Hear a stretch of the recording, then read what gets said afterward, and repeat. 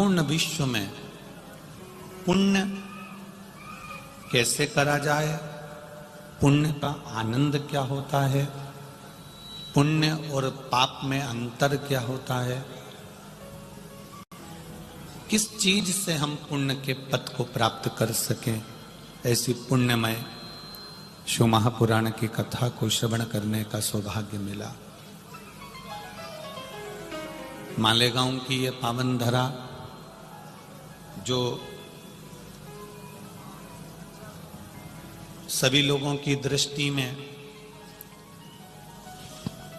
हमेशा लोगों के मन में ये रहता है कि मालेगांव, कोई कहता है ऐसा है, कोई कहता है वैसा है, पर जो मालेगांव आता है उसको मालूम पड़ता है कि यहाँ के लोग कितने आनंद के साथ में रहते हैं।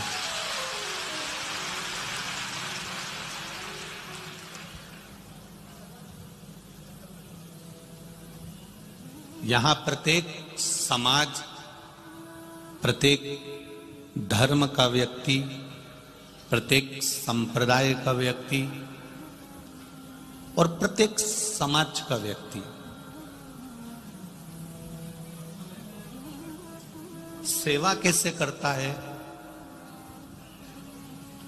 लोगों को आदर कैसे देता है, सम्मान कैसे करता है, ये मालेगांव की धरा पर आकर मालूम पड़ता है कि यहाँ का भाव क्या है।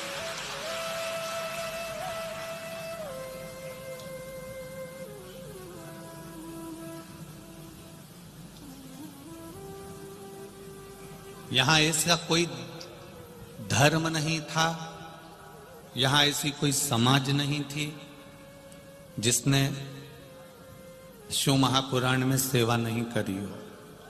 हर व्यक्ति ने, हर समाज ने, हर एक बच्चे बच्चे ने यहाँ पर सेवा करी, प्रत्येक धर्म का व्यक्ति, प्रत्येक समाज का व्यक्ति।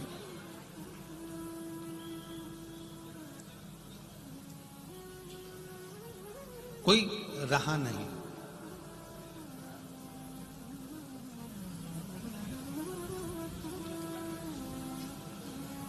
शिव कथा कहती है, भक्ति में जो एक बार सन गया, भक्ति में जो एक बार उतर गया, भक्ति जिसके भीतर समाहित हो गई, फिर वो भटकता नहीं। अभी आभार में आदरणीय दादा भाई भूसे जी कह रहे थे कि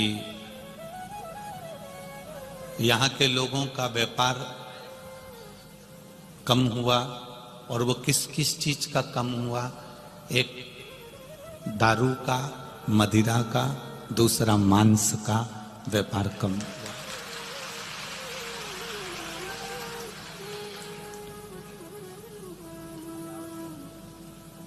क्योंकि कुछ समय के लिए वो लोग भी 7 दिन अपनी अपनी दुकानों को बंद कर कर भगवान की भक्ति में लगे हुए थे, वो भी सेवा में लगे हुए थे।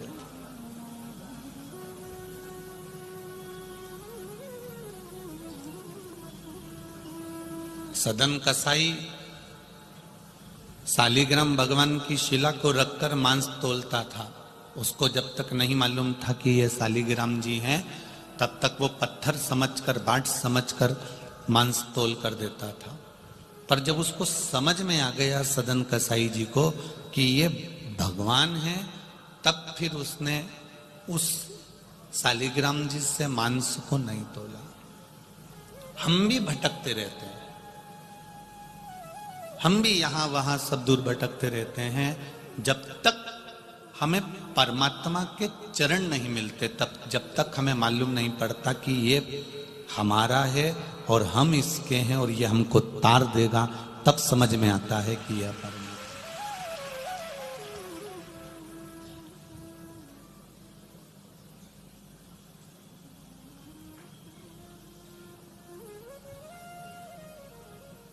अभी तक जितनी कथाएं करते करते आए हैं, उसमें सबसे भारी और सबसे अधिक श्रोताओं के बीच में ये कथा हुई है बाबा की कृपा से। सबसे अधिक श्रोता, सबसे बाबा। ना जाने कहां कहां से आप लोग आए और बड़ी भारी संख्या में यहां पहुंचे हो। महाराज, प्रशासन ने भी बहुत सुंदर व्यवस्था संभाल के रखी है। हर तरह से प्रशासन मुस्तैद और व्यवस्था संभाल। अभी तक कहीं 5 लाख, कहीं 4 लाख, कहीं 6 लाख, कहीं 7 लाख तक पब्लिक भक्त लोग कथा में रहे, पर आज की स्थिति में 11 लाख से ऊपर लोग इस मालेगांव में हैं।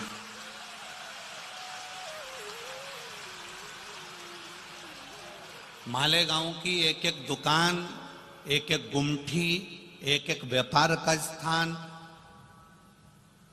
कल कथा में हमको जब हम कक्ष में पहुंचे, आदरणीय स्वर्गीय श्री जगन्नाथ जी अग्रवाल जी के घर पर जहां हम रुके हैं, वहां जब हम पहुंचे तो हमने वासु जी से कहा कि बड़ा विचित्र लीला है ये कि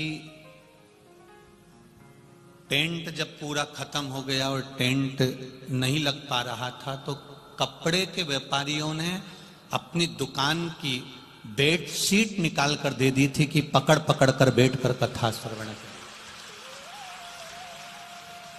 बेडशीट, कल के फोटो में आप लोगों ने देखा होगा कि बेडशीट पकड़ पकड़ के लोग, कितने धन्य हैं ऐसे व्यापारी जिन्होंने अपनी दुकान की बेडशीटें निकाल कर दे दी कि इसको पकड़ लो और बैठ कर कथा सुनो। ये सुख कहां मिलेगा? ऐसा आनंद जिंदगी में नहीं मिल सकता।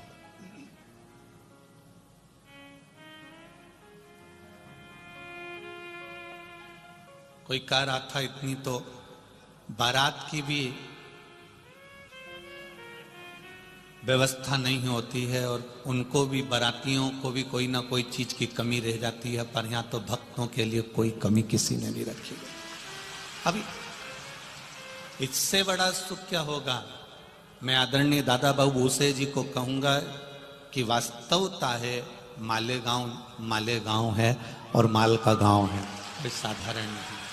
इसका आनंद ही दूसरा, इसका सुख ही दूसरा।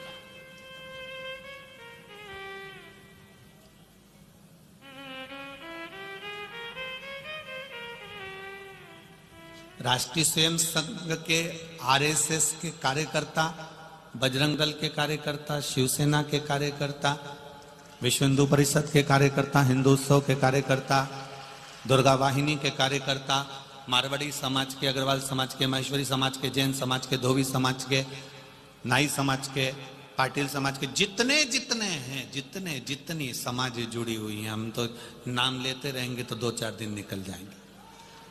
इतनी सेवा भाव, इतना प्रेम से करा है, इतना प्रेम से करा है जिसका वर्णन। प्रशासन के साथ कदम से कदम मिलाकर चला है राष्ट्रीय स्वयं संघ के कार्यकर्ता, और उन्होंने जो व्यवस्थाओं को साथ दिया है, हर पंडाल में व्यवस्थाओं को जो दिया, बहुत बहुत सारा, कोई सहजता नहीं, एक आनंद का विषय रहा, एक आनंद का सुख।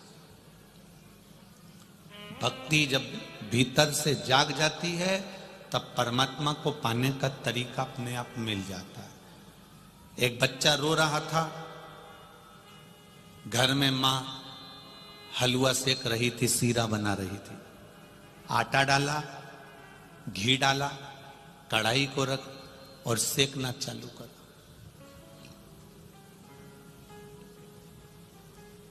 बच्चे ने कहा, मां मुझे सीरा चाहिए, हलवा चाहिए। अब भी सीरा था। मां सेक रही है और मां करी, तो टाइम लगेगा, कच्चा है।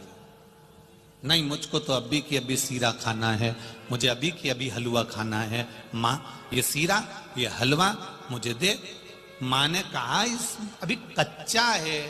इतने में बच्चा माना ही नहीं, तो मां ने उसको सेक के प्लेट में दिया। उसने जो खाया तो थूक दिया, क्योंकि वो हलवा, वो सीरा पका नहीं था, कच्चा था, इसलिए उसमें स्वाद नहीं आया। जब मां ने उसको अच्छे से सेक लिया, तपा लिया, घी डालकर, पानी डालकर, शक्कर डालकर, इलायची डालकर, ड्राई फ्रूट्स डालकर जब वो हलवा तैयार हुआ, सीरा तैयार हुआ, तब बेटे को दिया तो बेटा प्लेट भरकर उसको खा गया। अब बच्चे को रुचि आ रही है उस सीरे में, उस हलवे में। मां से कहा, मां मुझे और दे दे।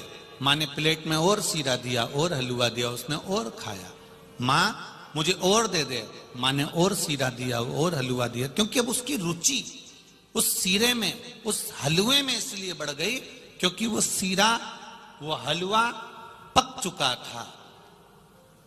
जब तक कच्चे रहोगे तब तक शिव महापुराण में मन नहीं लग पाएगा। जिस दिन तुम शिव पुराण में पक गए तब तुम्हें वो शिव पुराण का आनंद आना प्रारंभ हो जाए।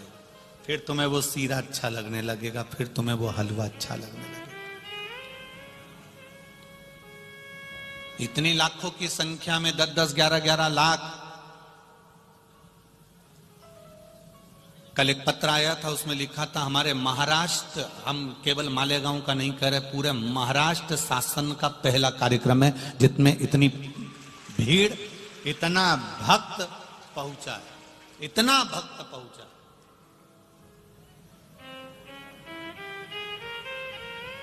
रोडों पर बैठे हुए हैं, दुकानों में भरे हुए हैं, डबल पथवे पर पूरे जनता ही जनता, पूरे भक्त ही भक्त।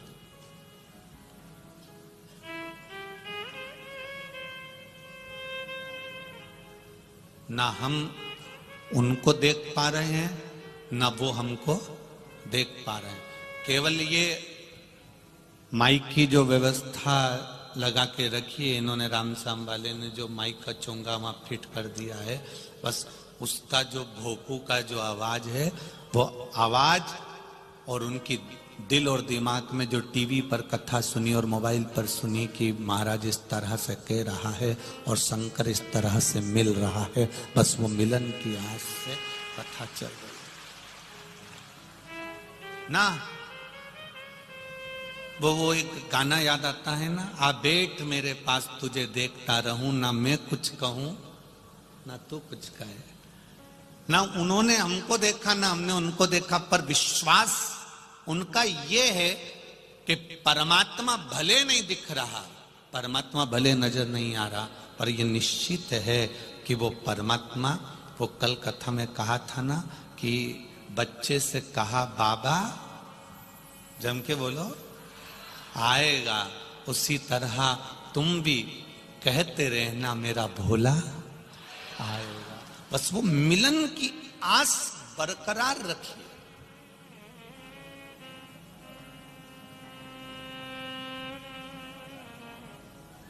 एक पक्षी के लिए स्वाति नक्षत्र की बूंद आती है क्योंकि वो स्वाति नक्षत्र का ही पानी पीता है। सही है, केवल एक स्वाति नक्षत्र का पानी पीता है, इसके सिवा वो स्वाति नक्षत्र के सिवा पानी नहीं पीता।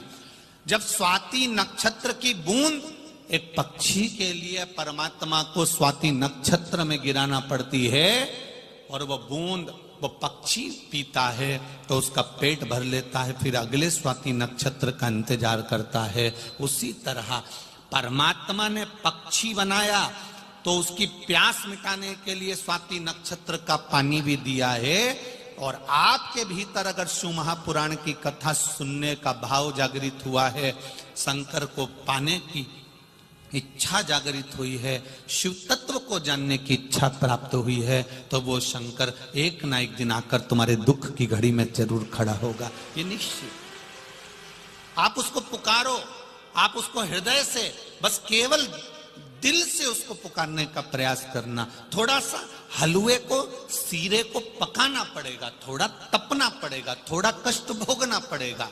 और जब दुख, कष्ट, तकलीफ आती जाती है तब भजन का बल बढ़ता चले जाता है। एक बात याद रखना, दुख, तकलीफ, कष्ट आता है, क्यों आता है?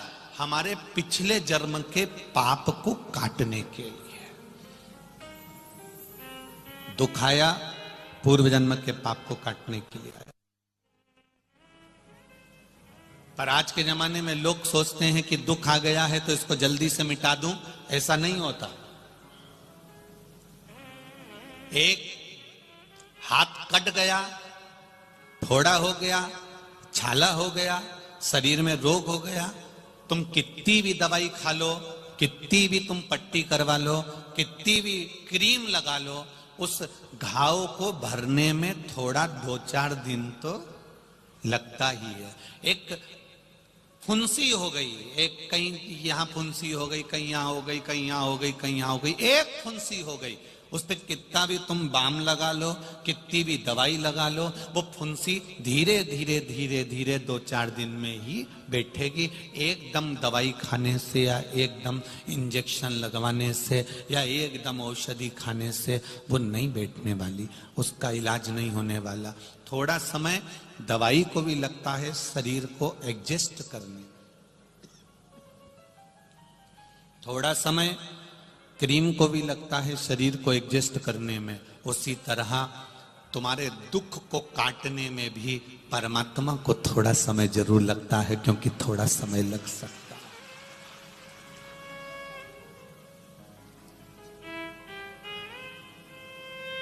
पर रोज रोज थोड़ा थोड़ा अगर क्रीम लगाया है, थोड़ा थोड़ा दवा लगाई है, थोड़ा थोड़ा तत्व लगाया है, तो वो उसका फल धीरे धीरे धीरे धीरे आराम तो मिलेगा। थोड़ा थोड़ा भगवत नाम करा है, थोड़ा थोड़ा कीर्तन करा है, शिव नाम को जपा है, तो उसका फल मिलेगा जरूर, थोड़ा रुक के धीरे धीरे। एक तुम्हारे यहां पर जब महाराष्ट्र में प्रवेश करते हैं ना, तो रोड के किनारे लिखा रहता है अति घाई, अति घाई दुखदाई। रोड के किनारे पर लिखा रहता है अति घाई दुखदाई। अगर ज्यादा जल्दी करोगे तो दुख मिल सकता है, पर आज के जमाने में जैसे ही दुख आता है, जैसे ही तकलीफ आती है, जैसे ही कष्ट आता है, लोग उस दुख को तुरंत मिटाने में लग जाते हैं। कहीं बाबा के यहाँ चले गए, कहीं किसी के यहाँ चले गए, कहीं किसी के यहाँ चले गए, हमें बहुत ज्यादा दुख है, उन्होंने मालूम पड़ा भभूति दे दी, बेल दे दी, कह दिया ऐसा कर लेना वैसा कर लेना। नहीं नहीं नहीं नहीं, दुख आया है तो इसको जाने में थोड़ा समय लगेगा। अति घाई मत करना, किसी के चक्कर में मत पड़ जाना। अगर किसी के चक्कर में पड़ गए तो जल्दी के चक्कर में, जब ज्यादा जल्दी होती है तो एक्सीडेंट हो जाता है। जब ज्यादा दुख को जल्दी मिटाने की सोचते हो तो और दुख बढ़ जाता है। इसलिए अति घाई दुखदाई, थोड़ा समझना, थोड़ा समझना। दुख आया है, धीरे धीरे कटेगा। दुख को, तुम्हारे दुख को ना तो सियोर वाला महाराज काट सकता है, ना संसार का कोई महाराज काट सकता है। तुम्हारे दुख को तुम्हें खुद काटना पड़ेगा। और कलियुग केवल नाम धारा, सुमर सुमर नर उतरहि पारा। तुम्हारे दुख को भगवान के भजन से, तुम्हारे दुख को श्री शिवाय नमस्तुभ्यम से, तुम्हारे दुख को एक लोटा जल से, तुम्हारे दुख को एक बेलपत्री से, तुम्हारे दुख को एक चावल के दाने से, तुम्हारे दुख को एक पुष्प की पंखड़ी से, तुम्हारे दुख को तुम भगवान के मंदिर में सफाई करने से, तुम्हारे दुख को तुम किसी परमार्थ का काम करने से अपने दुख को काट सकते हो। ये नहीं कि हम ये कर दिया और उससे दुख कट जाएगा, या हमने वो कर दिया तो उससे दुख कट जाएगा। इससे दुख नहीं कटने वाला, दुख कटेगा भगवान के मंदिर में जाकर एक लोटा जल चढ़ाने से कटेगा, भगवत नाम लेने से कटेगा। कोई महाराज की सामर्थ्यता नहीं है कि वो तुम्हारे दुख को काट दे, क्योंकि महाराज खुद का दुख काट ले वही बहुत बड़ी बात है। महाराज खुद का दुख काट ले, ऐसा कोई महाराज बता दो जिसका पांव नहीं दुखता हो, जिसकी कमर नहीं दुखती, जिसका हाथ पैर नहीं दुखता, जिसका सिर नहीं दुखता, जिसका शरीर नहीं दुखता।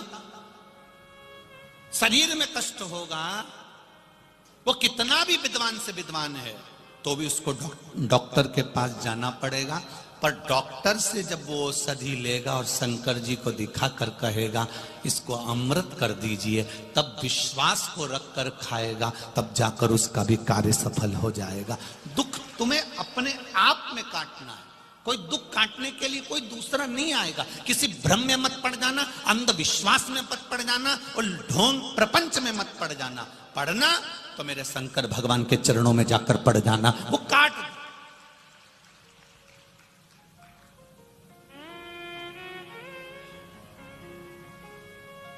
कई लोग कहते हैं गुरुजी इतने सारे महाराज आते हैं, संत आते हैं, कथाकार आते हैं, वो सबसे मिलते हैं। आप क्यों नहीं मिलते हो किसी से? हमसे मिलकर करोगे क्या?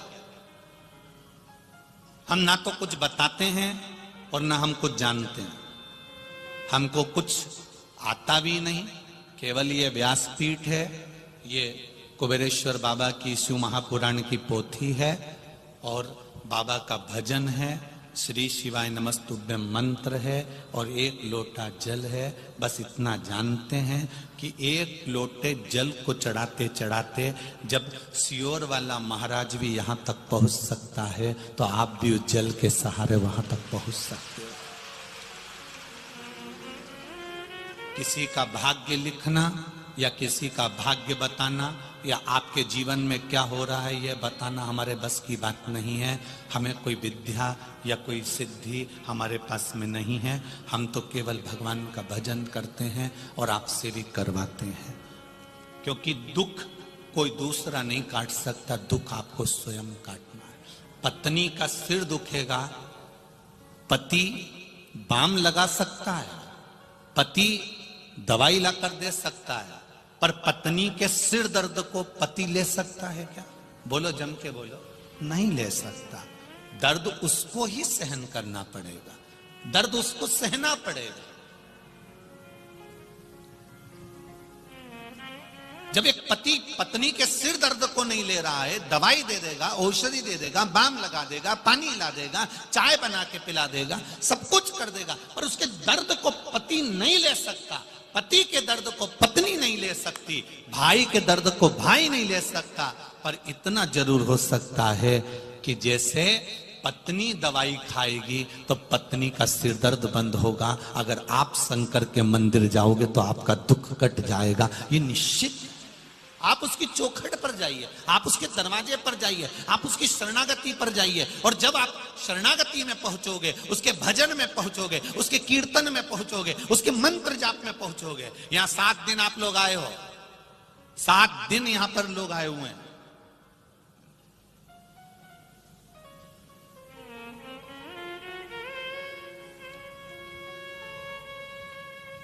जो लोग 7 दिन से यहां पर रुके हुए हैं उनसे पूछना, वो अपना घर परिवार, बेटा बेटी, नाते रिश्ते सब भूल कर 7 दिन तक भजन कर रहे हैं। उनको कोई मतलब नहीं, यहां से जाएंगे तब उनको परिवार में फिर पहुंचेंगे तो फिर परिवार की याद आएगी, फिर लगेगा कि हम परिवार में फिर आ गए। पर 2-4 दिन तो तुमको नींद नहीं आएगी, क्योंकि तुम मालेगांव की कथा सुनकर जा रहे हो, तुम्हारी आदत बदल गई है, भजन की हो गई। 2-4-8 दिन तुमको नींद नहीं आने वाली, तुम करवट बदलते रहोगे। पास में सोने वाला व्यक्ति पूछ लेगा, तुझे नींद नहीं आ रही? नहीं। क्यों? सपने में मेरे को वो महाराज दिख रहे हैं, सपने में मुझे मेरा भोले नाथ दिख रहा है। मुझे नींद नहीं आ रही है, मुझे स्वप्न दिख रहा है। खानो नहीं भावे मुझे, पीनो नहीं भावे, दौड़ दौड़ मन सत्संग जावे। जब मुझे बस केवल भगवान की भक्ति नजर आ रही है, केवल भक्ति और कुछ नहीं। भजन का जब बल बढ़ जाता है तब कुछ भी दिखता नहीं। गुरुजी ने पूछा था कौरवों से भी और पांडवों से भी, इस पेड़ पर क्या दिख रहा है? तो कोई के पेड़ दिख रहा है, कोई के पक्षी दिख रहा है, कोई के उसके पंख दिख रहे हैं, कोई के उसके पास फल दिख रहा है। केवल एक था जिसने कहा पक्षी का केवल नेत्र नजर आ रहा है, जिसने एक निशाना बना लिया है कि मुझे अगर दुख आएगा मैं किसी के पास नहीं जाऊंगा। जिसने एक निशाना बना लिया, एक लक्ष्य बना लिया कि मुझे दुख आएगा मैं किसी के पास नहीं जाऊंगी, डॉक्टर को दिखाऊंगी और फिर महादेव के पास जाकर कह दूंगी कि तेरे भरोसे पर दिखा के आई। दुख आएगा, उसको निपटने का तरीका भी आपको आना चाहिए।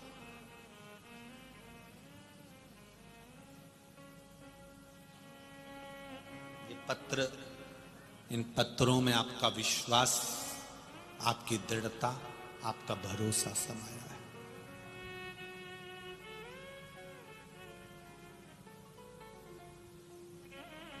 सब कुछ टूट जाए, घर भी टूट रहा हो, रिश्ते नाते भी टूट रहे हों, परिवार भी टूट रहा हो, दुख पीछा पकड़ कर खड़ा हो, फिर भी तुम्हारा विश्वास मत तोड़ना, मंदिर जाना मत छोड़ना। क्यों नहीं छोड़ना? मायके वाले दुख की घड़ी में बार बार आकर नहीं खड़े होंगे,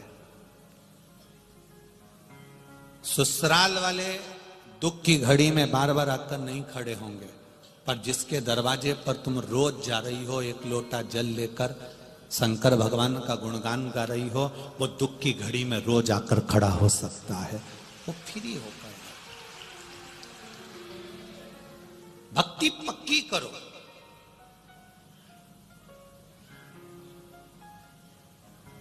जब भक्ति पक्की हो जाएगी, जब विश्वास पक्का हो जाएगा, फिर आप डोल नहीं सकते।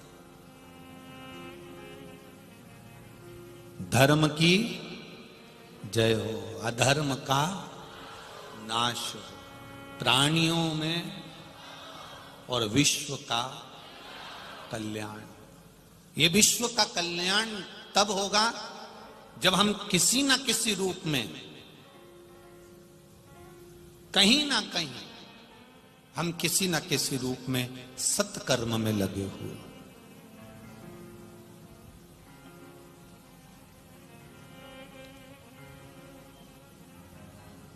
किसी ना किसी रूप में सत्कर्म में लगे।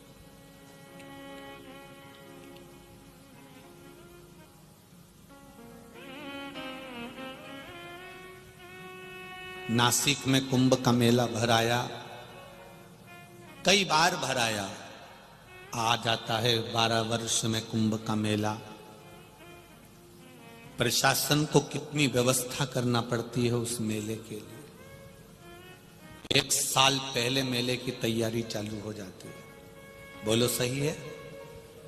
चारों तरफ प्रशासन को व्यवस्थाएं करना पड़ती है। उस मेले में भी 10 लाख, 20 लाख, 25 लाख, 50 लाख जितनी पब्लिक जाती है, पर उससे आधा मेला होता है ये शिव महापुराण की कथा का मेला। आधा मेला। यहां छोटे से छोटे व्यक्ति से लेकर बड़े से बड़ा करोड़पति भी इस मेले का सुख भोगता है।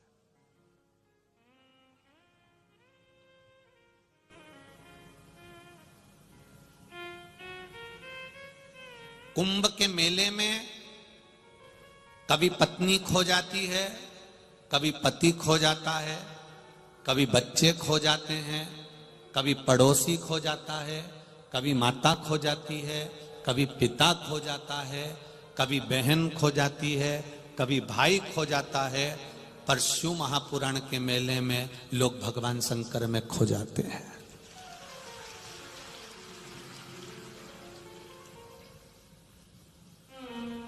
यहां शिव में खो रहे हो आप।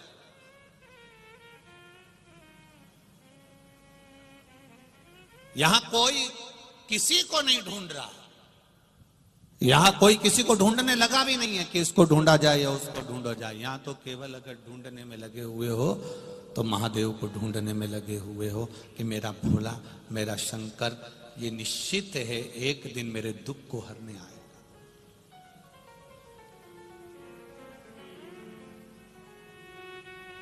भक्ति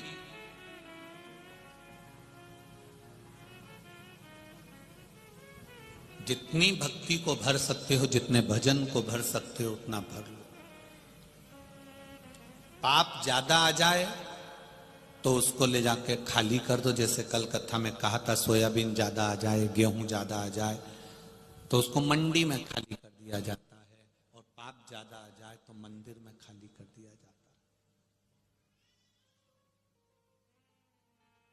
कचरे की गाड़ी में ज्यादा कचरा भरकर रखोगे तो गाड़ी सड़ने लगेगी। सड़ेगी कि नहीं सड़ेगी? तुम्हारे घर की एक लोहे की बाल्टी, लोखंड की बाल्टी, लोखंड का डब्बा, उस लोखंड के डब्बे में बहुत दिन तक कचरा भरकर रखना, खाली मत करना, जंग लगेगी कि नहीं लगेगी? वो डब्बा खराब होगा कि नहीं होगा? सड़ेगा कि नहीं सड़ेगा? वो डब्बा सड़ने लगता है। बहुत दिन तक लोहे की बाल्टी में, प्लास्टिक की बाल्टी में, एल्युमिनियम, स्टील, कोई भी बर्तन में आप रख कर रखिए, पीतल, एल्युमिनियम जो में रखोगे वो सड़ने लगेगा। बहुत दिन तक कचरा रखोगे तो बर्तन सड़ने लगेगा। इसलिए इस मन रूपी बर्तन में बहुत दिन तक अहंकार को मत रखना, लोभ को मत रखना, दुश्मनी को मत रखना, कपट को मत रखना, बेईमानी को मत रखना, वरना ये बर्तन सड़ने लगेगा, बदबू मारेगा। बर्तन बदबू मारने लगता है।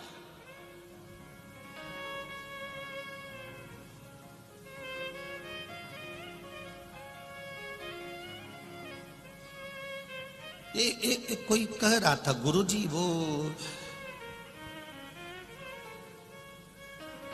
मेरी देवरानी का मन तो बिल्कुल भी कथा में नहीं लगता और मेरा मन कथा में लगता है। मैं टीवी चालू करती हूं और देवरानी कहती है कहां टीवी में लगे हो, कथा में लगे हो। वो टीवी बंद कर देती है। एक बात बताओ गुरुजी, घर में दो, एक बहू, एक सास, एक देवरानी, एक जेठानी, इतने लोग रह रहे हैं, उसमें से एक का मन कथा में है या दो का मन कथा में है या दो का मन मंदिर में है या भजन में है और बाकी के लोगों का मन भजन में नहीं है। ऐसा क्यों होता है? ऐसा कैसे हो जाता है? भगवान को सबको एक जैसा मनाना चाहिए ना। जब पति भजन करता है तो पत्नी को भी भजन वाला बनाओ, बहन भजन करती है तो भाई को भी भजन वाला बनाओ, माँ अगर भजन करती है तो बच्चों को भी भजन वाला बनाओ। पर ये क्यों भगवान ऐसा करते हैं कि इनको बिना भजन का बना देते हैं, हमको भजन वाला बना देते हैं? हमने कहा ये आज का नहीं है, ये पुराने जमाने का है। आपने पूर्व में कोई अच्छा काम करा होता है तो इस जन्म में तुम भजन में लगे रहते हो, भगवान की भक्ति में लगे रहते हो। पूर्व के पुण्य से तुम्हें आज कथा सुनने को मिल रही है, भजन करने को मिल रहा है, सत्संग करने को मिल रहा है। भगवान मौका दे रहा है कि पूर्व में जो तूने पुण्य करा था तो ये मनुष्य का शरीर मिल गया, अच्छा शरीर मिल गया, परिवार अच्छा मिल गया, कुटुंब अच्छा मिल गया, इसको और बढ़ा ले तो तू थोड़ा भजन और कर ले। ये भगवान की कृपा से प्राप्त हुआ है। पूर्व में अच्छे थे तो आज भी तुम अच्छे हो और पूर्व में गड़बड़ थे तो आज भी तुम गड़बड़ हो। और नहीं मानो तो एक प्रैक्टिकल करके देखना। एक डब्बी में हींग, क्या हींग जो सब्जी में डालती हो, अचार में डालती हो, एक डब्बी में हींग रख देना। डब्बी में से हींग रखने के बाद में 2-4-8 दिन के बाद वो डब्बी को खाली कर देना। पानी से धो लेना, साबुन से धो लेना, सर्फ से धो लेना, फिर खोलना सुखाने के बाद। हींग की बदबू जाएगी कि नहीं जाएगी? बोलो बोलो, जम के बोलो। नहीं जाएगी। डब्बी को कितना धोया, साबुन से, सर्फ से, पानी से, गर्म पानी से, पर हींग की बदबू, हींग की खुशबू नहीं गई। उसी तरह पूर्व में जो तुम थे वो हींग की डब्बी भले खाली कर दी। पहले अपन ना जाने क्या थे, कोई कुछ था, कोई कुछ था। 84 लाख योनियां काटी हैं, ये हींग की डब्बी ना जाने कितनी बार खाली हो गई। अगर भजन में लगे हो तो समझ लेना वो हींग की खुशबू अभी तक नहीं गई है, वो अभी तक।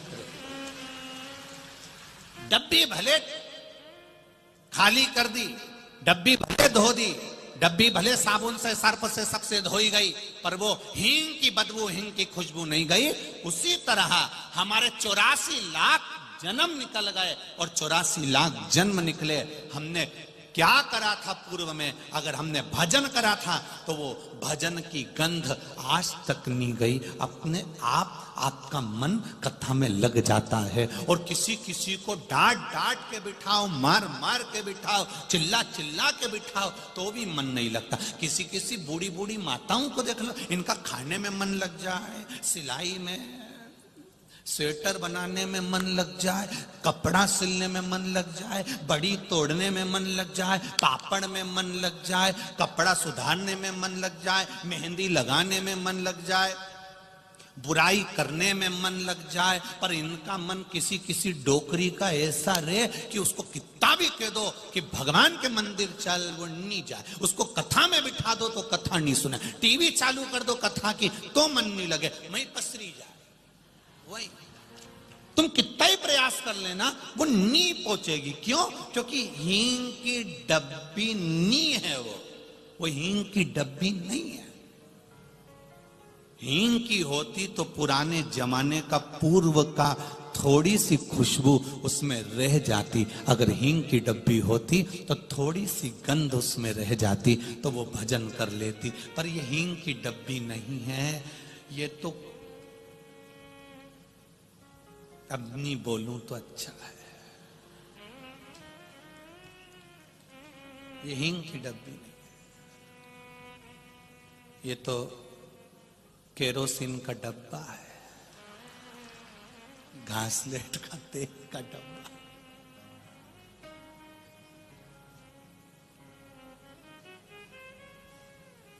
घासलेट के तेल का डब्बा देखा तो लग रहा केरोसिन का डब्बा।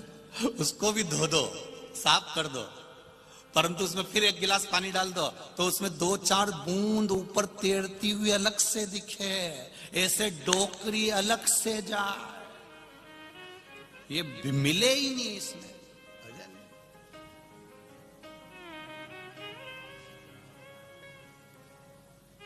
तो मेरी मालेगांव की हींग की डब्बियों, ये खुशबू आपकी कितने ही जन्म दे दे मेरा भोलेनाथ, 84 काट दे, ये डब्बी की गंध जाना नहीं चाहिए। ये हींग की डब्बी की गंध खुशबू जाना नहीं चाहिए। कितनी दे दे वो जन्म, कितने ही सांप बनाए, बिच्छू बनाए, और ऐसा नहीं है सब बने अपन, ऐसा नहीं कि अपन ने कोई जन्म नहीं लिया होगा। आप भी कुछ ना कुछ बने होंगे पूर्व में, हम भी कुछ ना कुछ बने होंगे। 84 लाख योनिया काटते काटते काटते काटते यहां तक पहुंचे हैं। माथे की जूं भी बने थे, किसी ने निकाल के नखून पे धर के निपटा दिया।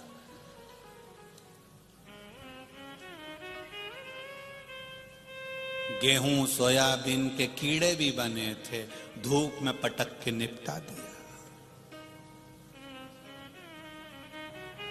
ये तो बने शरीर दिया उसने। इस गंध को समाप्त मत होने देना।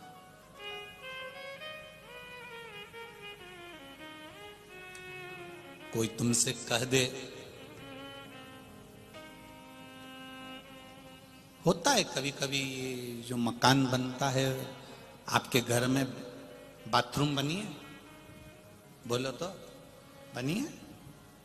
अगर समझदार मिस्त्री मिल गया, छत बनाने वाला, बाथरूम बनाने वाला, घर बनाने वाला समझदार मिस्त्री मिल गया, समझदार मिल गया, तो वो जो बाथरूम बनाता है ना, तो बाथरूम में जब वो टाइल्स लगाता है, पत्थर लगाता है, तो ऐसा थोड़ा सा ढाल करके लगाता है। ढाल कर कर क्यों? पानी यहां डलेगा और वो वहां पाइप में चला जाएगा, खड्डे चला जाएगा। जो मिस्त्री समझदार नहीं होता तो वो एकदम ना धर दे, तो पानी वहीं की वहीं भरा रहे, परंतु वो निकले। फिर क्या करना पड़ता है उसको? पानी जब नहीं निकलता तो क्या? फिर वही बाथरूम में, जैसे हम अग्रवाल जी के ठहरे हैं, तो हम जिस कमरे में ठहरे हैं कक्ष में, उनके बाथरूम में प्लास्टिक की झाड़ू रखी। फिर क्या करना पड़ता है? बोलो, जम के बोलो जरा। फिर वो झाड़ू से झाड़ झाड़ के उस पानी को उस खड्डे तक लेकर जाना पड़ता है। आपके भी बाथरूम में झाड़ू रखी होगी हो, ऐसी झाड़ने वाली पानी निकालने के लिए, फिर वो खड्डे में ले जाना पड़ता। दो तरह की बाथरूम होती है, दो तरह की छत होती है। जाए नहीं तो झाड़ू से झाड़ झाड़ कर निकाला जाता है। उसी तरह दो तरह के लोग होते हैं। एक ढाल में होते हैं, जैसी कथा चालू हुई 2 बजे टीवी खोल के बैठ गए या कथा में जाकर बैठ गए। और एक ऐसे होते हैं जिनको झाड़ झाड़ के ले जाना पड़ता, चाल चाल चाल, तब जाकर वो कथा में पहुंच पाते। बोलो री जी सही है कि गलत है? तुम जितने बैठे हो ये सब झाड़ू से निकलने वाले नहीं। तुम ढाल में हुए हो। जितने लोग शिव महापुराण की कथा आस्था चैनल पर सुन रहे हैं, जितने लोग फेसबुक यूट्यूब पर सुन रहे हैं, जितने इस मालेगांव की पावन धरा पर बैठकर लाखों की संख्या में कथा सुन रहे हो, तुम विश्वास रखना, तुम को जिसने बनाया वो मिस्त्री साधारण नहीं है, तुम्हारे माता पिता साधारण नहीं है, इसलिए उन्हें ढाल में बनाया। तुम्हारे माता पिता का संस्कार तुम्हारे साथ में है, तुम्हारे माता पिता की सभ्यता, संस्कृति, उनका संस्कार, उनका ज्ञान तुम्हारे साथ में है, इसलिए तुम हमेशा ढाल में रहते हो। तुम्हारा मन कथा में, सत्संग में, भजन में, मंदिर में, कीर्तन में लगा रहता है। कई कई के ऐसे होते हैं जिनका मिस्त्री अच्छा नहीं होता, तो वो ढाल में पैदा नहीं होते।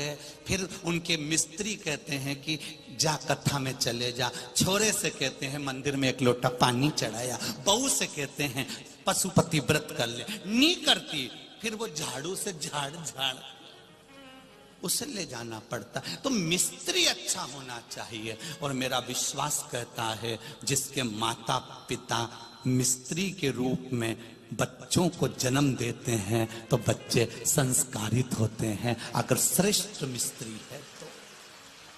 आज आपको देखकर 10 लाख से ज्यादा लोग इस कथा को श्रवण कर रहे हैं मालेगांव की इस पावन धरा पर। जिस मालेगांव की कैपेसिटी इतनी नहीं है, जितने से ज्यादा लोग इसमें आ गए। इस मालेगांव के कथा में जो लाखों लोग कथा को श्रवण कर रहे हैं, आपको नमन करने से पहले मैं आपके माता पिता जो मिस्त्री हैं उनको नमन करता हूं। उन्होंने ढाल में बनाया। गर्भ में जब बच्चा था भजन करा, मंदिर गए, कीर्तन करा, रामायण पढ़ी, भगवत भजन में लगे रहे, तो संतान भी ढाल में हुई, भगवान की भक्ति में, भजन में। तुम छोटे छोटे बच्चों को देखना पानी चढ़ाते हैं, समझ लेना उनके मिस्त्री जोरदार हैं, उनके माता पिता बहुत अच्छे हैं जिन्होंने ऐसा संस्कार दिया। और कई कई ऐसे होते हैं जिनको झाड़ू से झाड़ झाड़ के, बहुओं से कहते हैं, सास भी कहती है चलो कथा में चलो, टीवी पे आ रही है बेटा, कथा देख ले, महाराज बहुत जोरदार बोल रहा है, 5 मिनट सुन ले। बहू कहती है मम्मी तुम तो फ्री हो, मेरे पास कहां टाइम है, मेरे पास में वक्त नहीं है।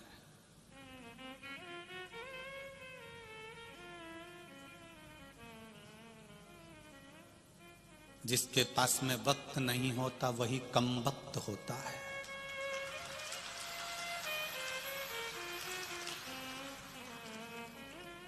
दोनों को अलग कर दो ना, कम वक्त। तुम्हारे पास में भी टाइम नहीं है तो तुम भी, समय नहीं है हमारे पास। किटी पार्टी का समय है, होटल जाने का समय है, अभी 31 आ जाएगी,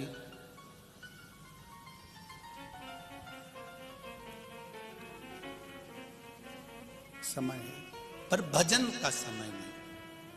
साधु आत्ता आपके नजदीक में अगर कोई देवालय है, शिवालय है, शंकर भगवान का कोई शिवालय आपके नजदीक में है, प्रयास करना 2 कदम चलकर वहां तक जाना।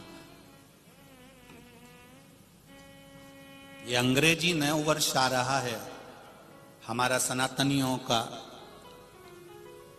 नया वर्ष तो नूतन चैत्र से आता है, पर फिर भी नवयुवक बच्चे अगर इसको मनाते हैं, करते हैं, हम उनको कुछ रोकेंगे टोकेंगे नहीं, पर इतना जरूर कहेंगे कि अगर मना भी रहे हो तो होटल में और वेसन में नहीं, महादेव के मंदिर जाना और एक लोटा जल चढ़ाकर आना।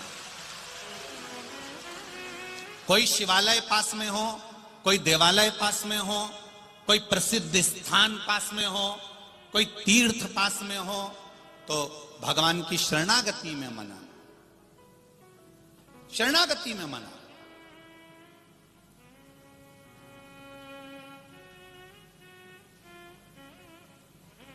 जाओ उस महादेव की भूमि पर कंकर शंकर को नमन कर कर आओ।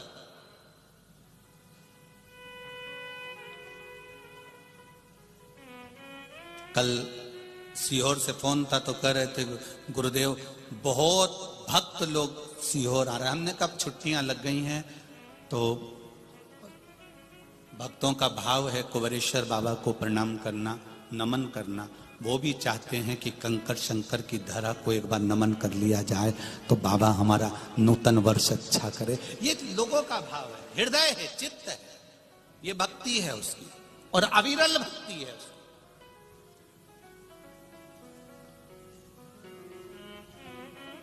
कहीं देवालय में जाकर, कहीं शिवालय में जाकर,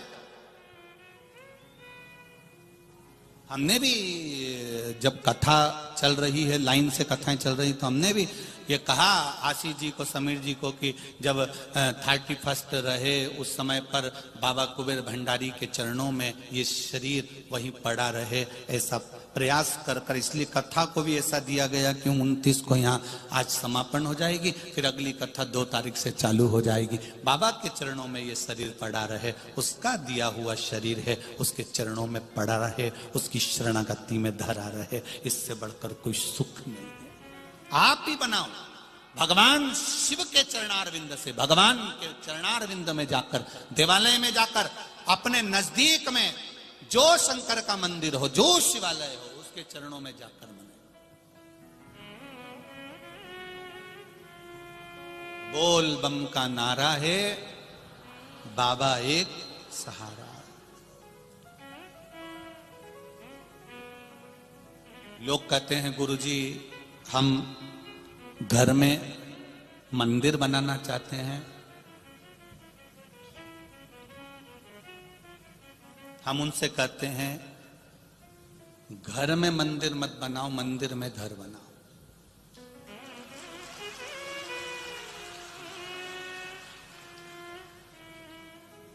दिल्ली में मकान बनाना सरल है, दिल्ली में दुकान बनाना सरल है, दिल्ली में फ्लैट लेना सरल है, पर किसी के दिल में जगह बनाना बड़ा कठिन है। आप महादेव के दिल में जगह बनाइए और महादेव आपके दिल में जगह बनाए। हम हमारे घर में भगवान का मंदिर बनाए ना बनाए, पर भगवान के ये जो घर है आपका, ये घर नहीं है, ये भगवान का मंदिर है। उस मंदिर में तुम्हारा घर है, तुम्हारे घर में भगवान का मंदिर नहीं है। तुम भगवान के पास रहते हो, भगवान तुम्हारे पास नहीं रहता। दुनिया के लोग गलत फहमी में रहते हैं, ये मेरा मकान है, मैंने मंदिर यहां बनाया है, ये मेरा घर है, मैंने मंदिर यहां बनाया है, ये मेरा फ्लैट है, मैंने भगवान का मंदिर यहां बनाया है। गलत, बिल्कुल झूठ बोल रहे हो। ये घर मेरे भोलेनाथ का है, ये घर मेरे दत्त का है, ये घर मेरे स्वामी समर्थ का है, ये घर मेरे पांडुरंगा हरि विठल का है। उसमें ये घर, ये मंदिर है, इस मंदिर में भगवान ने रहने के लिए मुझे जगह दी है। भगवान क्योंकि माता पिता हैं, माता पिता अपने बच्चों के सोने के लिए अच्छा बड़े से बड़ा रूम देते हैं, और बुजुर्ग माता पिता छोटे से हॉल में, कमरे में पड़े रहते हैं। भगवान भी कहता है तू मेरी संतान है, तू अच्छे कमरे में रह, मेरे लिए छोटी सी जगह बहुत है, क्योंकि मैं छोटा बनकर रहता हूं, कहीं पर भी आनंद करता रहता हूं, तू सुखी से रह। हमारे घर में मंदिर नहीं है, मंदिर में हमारा घर है।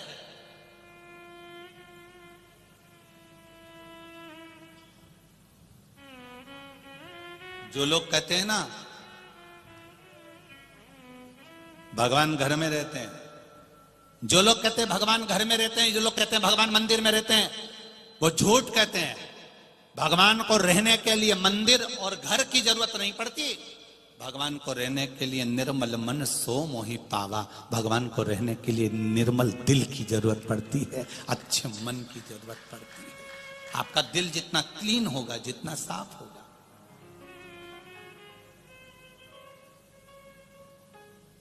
जितना मन साफ होगा, उतना परमात्मा तुम्हारे करीब में होगा, आता जाएगा।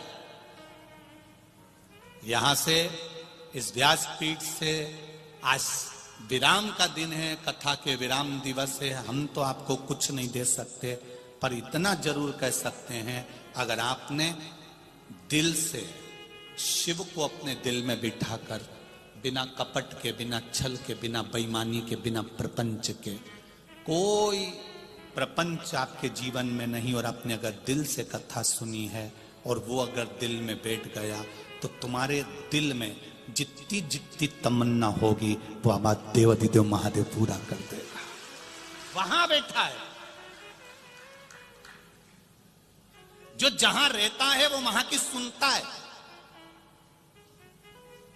जो जहां रहता है वो वहां की सुनता है।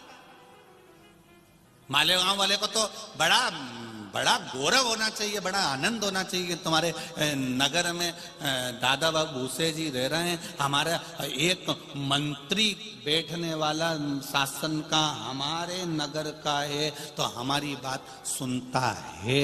उसी तरह जब तुम्हारी बात तुम्हारा मंत्री सुनता है, तुम्हारी बात जब तुम्हारे मंत्री श्रवण करते हैं, उसी तरह जैसे मालेगांव में मंत्री जी रहते हैं तो तुम्हारी बात सुनते हैं, तुम्हारे दिल में महादेव रहता है तो तुम्हारी बात सुनता है, निश्चित सुनेगा।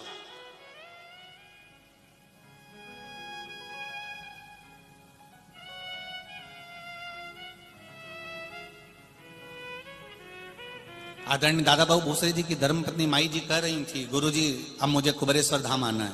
हमने पूछा काहे के लिए आना है?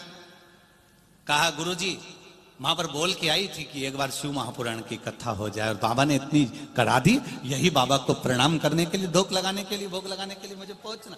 दिल से अगर कहा, हृदय से अगर कहा, आप कुबेरेश्वर धाम आते हो, शंकर भगवान तो वहां पर कहीं आपको कोई मूर्ति नहीं मिलेगी, पर कंकर को उठाकर आपने पूजन करा, और पूजन करने के बाद दिल से कहकर उस कंकर को ले जाकर एक साइड में, कहीं एक साइड में उसको रख दिया, कहीं एक साइड में, मत छोड़कर नहीं जाना। कई लोग पूजन कर कर कंकर शंकर की पूजन करके वहीं छोड़ देते, ना ना ना ना, आपने कंकर रखा, पूजन करी, उसको उठाओ और उसको उठाकर एक साइड में ले जाकर रखो, और दिल से उसको कहकर रखना कि मैंने कंकर को शंकर मानकर पूजन करी है, तुझे मैंने अपना माना है, और मेरा विश्वास कहता है कि तू मेरे साथ हर पल हर क्षण रहेगा, हर पल रहेगा।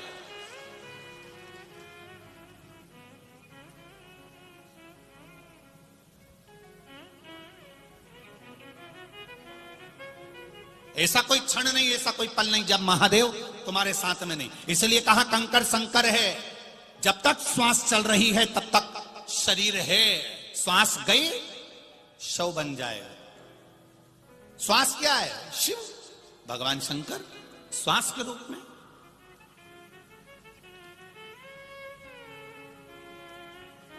श्वास के रूप में मेरा महादेव रहता है, वायु के रूप में, आनंद के रूप में शिव तत्व हमारे भीतर विराजमान, वो देता रहता है। चल रही है शरीर में श्वास, प्रसन्न रहना, मेरा महादेव मेरे अंदर है। वो लोग कहते हैं ना, बड़ा मजा आ रहा जीने में, जीने में महादेव धड़क रहा। मेरा शिव, मेरा ओघड़ी, मेरा भोलेनाथ, मेरा शंकर मेरे साथ में है, हर पल है, हर घड़ी, हर क्षण है। ऐसा कोई पल नहीं गया जब मेरा महादेव नहीं मिला। हरि ओम में ओम समाया है, मेरा भोला नगर में आ। मूल मंत्र का स्मरण कर रहा हूं आपके सम्मुख में बैठकर, आपकी छत्र छाया में बैठकर। हे मेरे शंभु, हे मेरे त्रिकालदर्शी, हे मेरे कैलाशी, हे मेरे कुबेरेश्वर बाबा, ऐसी कृपा करिए मेरे हृदय में आपकी भक्ति बढ़े, आपका विश्वास बढ़े। सब लोग दिल से बोलेंगे, साथ आनंद के साथ बोलेंगे। श्री शिवाय नमस्तु, श्री शिवाय नमस्तु, श्री शिवाय नमस्तु, श्री शिवाय नमस्तु, श्री शिवाय नमस्तु भोला।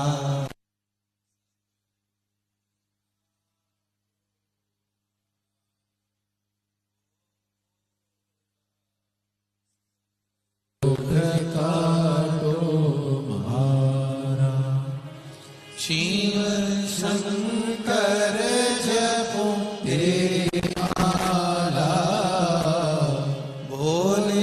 दिल से किया गया भजन कहीं ना कहीं भगवत की प्राप्ति करा देगा। आप हृदय से, चित्त से, मन से जो कहते हैं वो सुनता है, वो श्रवण करता है। एक बात आप लोगों से कहना चाहेंगे, जब भी देवाधिदेव महादेव को जल चढ़ाएं, जल चढ़ाते समय तुम्हारे भावों में, जब हम शंकर भगवान को जल चढ़ाते हैं तो एक स्मरण आपके भीतर रहे, ध्यान रखिए। जैसे ये शिवलिंग है, ठीक है, ये जलाधारी है, गोलपीठी का जिस पर ये शिवलिंग रखा हुआ है, ये जलाधारी, बीच में अशोक सुंदरी, इधर गणेश जी, इधर कार्तिकेय जी, जिस पे शिवलिंग रखा हुआ है, ये माता पार्वती जी का हस्त कमल। ऊपर से जो एक एक बूंद पानी नीचे गिरता है वो शंकर भगवान की 5 बेटियां, जया, विषहरा, श्यामली बारी, दौतली और देव। जब शिवजी को जल चढ़ाओ, शंकर भगवान को जल चढ़ाने के लिए सबसे पहले गणेश जी वाली जगह पर जल चढ़ाओ, फिर कार्तिकेय जी वाली जगह पर जल चढ़ाओ, फिर अशोक सुंदरी की जगह पर जल चढ़ाओ, फिर पीठिका पर जल चढ़ाओ, उसके बाद में शिवलिंग पर जल चढ़ाइए। जब अपन किसी कामना के लिए अगर जल चढ़ा रहे हैं तो उसके लिए हमको ये ध्यान रखना पड़ेगा, पहले कहां चढ़ाना है, जहां से पानी नीचे गिरता है तो राइट में गणेश जी, लेफ्ट में कार्तिक, जो एक भाग होता है, यहां पर अपन ने जल चढ़ाया गणेश जी को, यहां चढ़ाया कार्तिकेय को, बीच में एक मोटी सी लाइन होती है जहां सुख सुंदरी विराजमान होती है, वहां जल चढ़ाकर और फिर जल को चारों तरफ घुमाने के बाद फिर शिव जी को समर्पित करो। एक बात और याद रखिए, जिन बेटे बेटियों की शादी नहीं हो रही, 30 साल, 32 साल, 35 साल, 40 साल, 28 साल, 27 साल हो गए, उनसे निवेदन है कि जब भी आप देवाधिदेव महादेव को जल समर्पित करें, जल चढ़ाने के बाद शुरुआत भी अशोक सुंदरी से करें और चढ़ाने के बाद में समापन भी शिवलिंग पे चढ़ाने के बाद अशोक सुंदरी पर करें। जब हम कम से कम 3 महीना लगातार अशोक सुंदरी से जल चढ़ाकर, शिवलिंग पे जल चढ़ाकर अशोक सुंदरी पर उस जल की धार का विराम करते हैं तो ये निश्चित है कि बाबा देवाधिदेव महादेव की कृपा से 3 महीने के अंदर विवाह पक्का हो ही जाता है, निश्चितता। शिव को जल चढ़ाकर हम भगवान देवाधिदेव महादेव की आराधना कर सकते हैं। एक सुंदर पत्र आया, देखिए।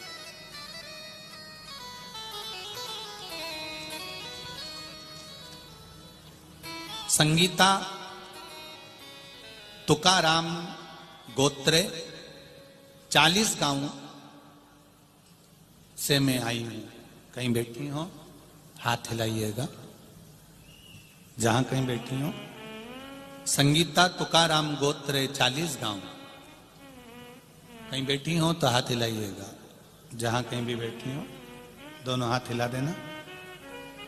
गुरुजी, मैंने शिव महापुराण की कथा टीवी पे सुनी थी, शिव महापुराण कथा का चमत्कार सुना था। मुझे ये बताने वक्त बहुत खुशी हो रही है कि मेरे पति 12 साल पहले खो गए थे। 12 साल पहले किसी को बिना बताए घर से चले गए थे। 12 साल से उनका पता नहीं था, किसी को भी नहीं मालूम था कि वह कहाँ चले गए। पुलिस प्रशासन में भी लगाया गया, फोटो उनके जगह जगह लगाए गए, सब ने ढूंढा पर 12 साल से वो नहीं मिले। गुरुदेव, हमने उम्मीद छोड़ दी थी, हमने यह मान लिया था कि वो अब इस दुनिया में नहीं है और उनका सब कुछ समाप्त हो गया। बहुत प्रयास करा, नहीं मिले। एक दिन टीवी पे बताया गया कि शिव पुराण की कथा मालेगांव में हो रही है। मैं शिव महापुराण की कथा को सुनने के लिए जब कथा प्रारंभ हुई, कितनी तारीख को चालू हुई थी? 23 तारीख को। मैं 24 तारीख को शिव महापुराण की कथा सुनने के लिए मालेगांव आ गई। 24 तारीख को कथा सुनकर मैं अपने घर केवल इस भूमि पर बोलकर गई थी कि 12 साल से मेरा पति गया है, मिल नहीं रहा। सब कह रहे हैं वो मर चुका है, पर तेरे दरबार से कोई खाली नहीं गया। मेरा पति कहाँ है बताओगे? बाबा की कृपा हुई, 24 तारीख को कथा सुनकर घर गई, अपने गांव 40 गांव में पहुंची और किसी ने खबर करी कि तुम्हारा पति जीवित है और वो वहां पर है और 3 दिन के अंदर तुम्हारा पति यहां पहुंचने वाला है। बाबा की कृपा से मेरे पति का पूर्व का फोटो भेज रही हूं, जब वो यहां थे और 12 साल के बाद आ रहे हैं, उनका फोटो भी मिल गया और वो 12 साल के बाद मेरे घर पहुंच रहे हैं। मैं बहुत खुश हूं गुरुदेव, मेरा अखंड सौभाग्य मेरे बाबा ने वापस लौटा दिया, जो 12 साल के बाद मेरा पति वापस आ रहा है। शिव कृपा, करुणा सागर शंकर की दया, उनके फोटो भी लगाए। ऐसी करुणा मेरे महादेव, मेरे कृपा सागर, मेरे शंकर करे हैं। आपसे इतना ही कहना चाहूंगा कि इस मालेगांव की धरा, चाहे शिव महापुराण की कथा मेरा कुबेरेश्वर महादेव जहां पर भी करता है, वो केवल ऐसी ही कथा नहीं करता।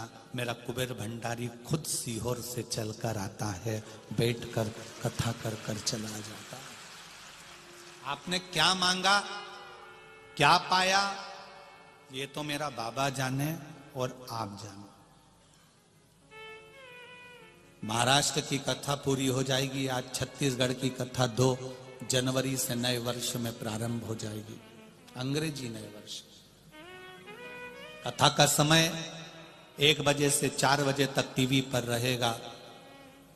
जब छत्तीसगढ़ की कथा आशुतोष शिव महापुराण होगी 2 तारीख से।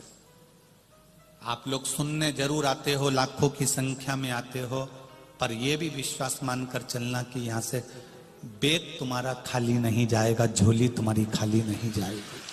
देगा, भरेगा।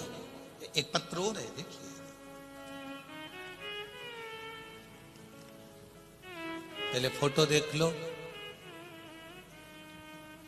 जो व्यक्ति आईसीयू में पड़ा हुआ है और उसका शरीर जो काम नहीं कर रहा, मीराबाई एकनाथ पाटिल, 78, राजा राम नगर, अमलनेर, जिला जलगांव।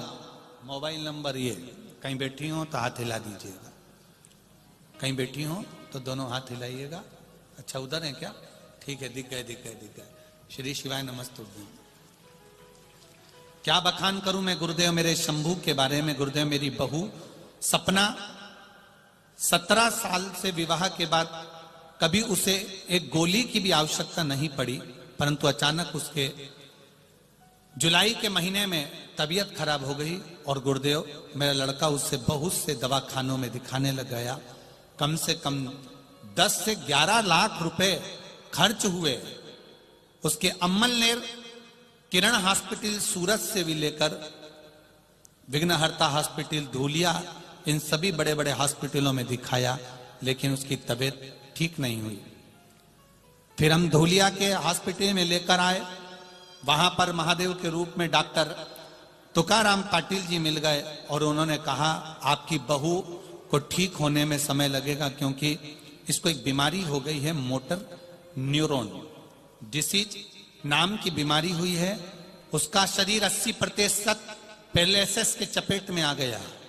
केवल पैरालिसिस होता है तो शरीर काम नहीं करता, पर ये जो पैरालिसिस है इसमें दिमाग, वाणी, श्रवण शक्ति और इंद्रियां भी काम नहीं करती।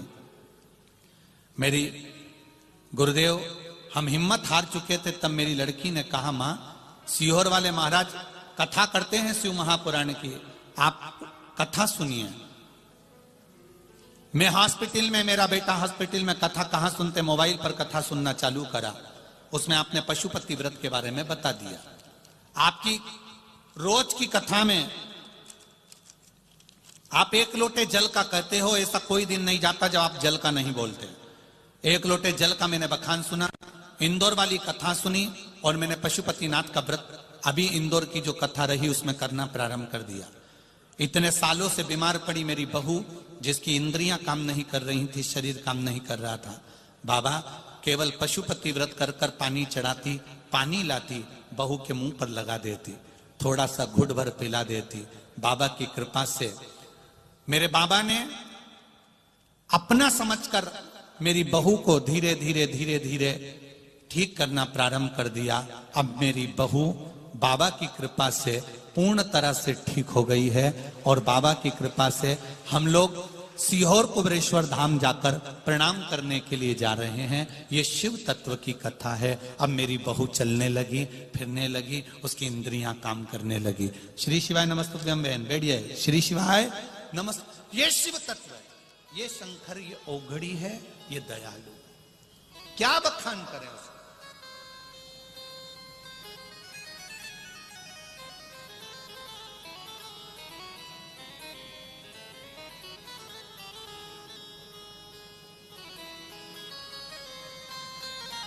क्या बखान करें। तेरी कृपा बिना न हिले एक भी अनु, लेते हैं श्वास तेरी कृपा से तनो तनो।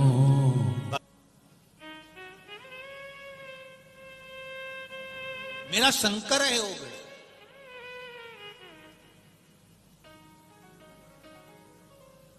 आप उस पर विश्वास रखे हो, भरोसा रखे हो। जहां बैठकर कथा सुन रहे हो, चाहे आस्था चैनल पर हो, चाहे फेसबुक यूट्यूब हो, चाहे मोबाइल हो, उस मां ने तो केवल मोबाइल पर सुनी और वहीं प्रार्थना कर ली कि बस तू है। ये मुझे जागृत हो गया है कि तू है। और बाबा आएगा।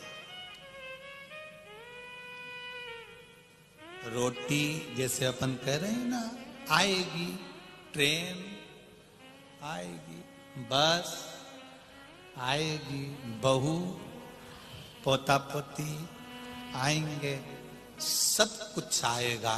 तो ये निश्चित है मेरा बाबा आएगा।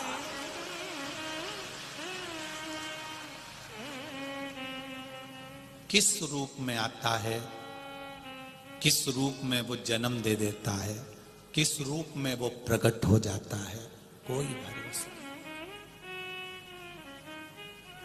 नामदेव जी को पहचानने में महाराष्ट्र वालों ने बहुत देरी कर दी थी। संत तुकाराम को पहचानने में बहुत देरी कर दी थी।